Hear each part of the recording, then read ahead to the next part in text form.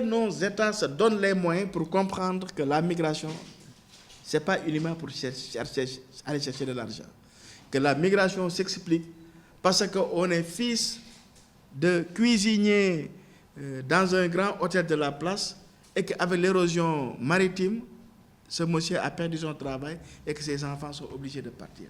Est-ce que nos politiques se donnent des moyens pour faire le lien entre la baisse des productions halieutiques et l'envie de vouloir chercher des ressources dans des espaces beaucoup plus loin? Je ne suis pas très sûr parce que nos États fonctionnent à partir d'un agenda étranger. Et c'est là l'une des grandes difficultés. On ne peut pas construire nos sociétés avec des agendas étrangers.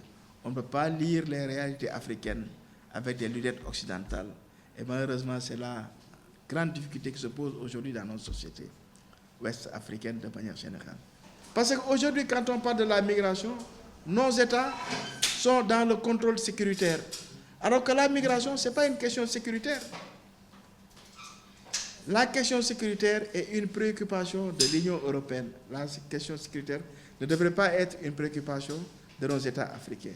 Nos États africains devraient plutôt s'intéresser à l'intégration de nos peuples, aux mobilités, aux échanges. Mais malheureusement, ce n'est pas le cas. Mais est-ce que nous devons arriver à une fin des migrations? Je ne suis pas sûr.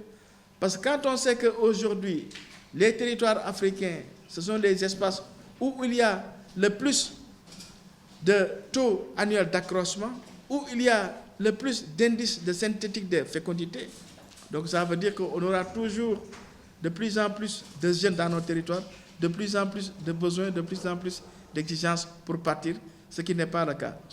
La responsabilité de nos États, c'est que nous en avons plusieurs qui font partie de plusieurs structures. Si l'on prend l'exemple du Sénégal, de la Gambie, du Ghana, du Niger, tous ces pays qui font partie de ce qu'on appelle l'espace CEDEAO, et pourtant aujourd'hui, avec l'externalisation des frontières européennes, nos lois sont dictées par d'autres continents, par d'autres structures internationales.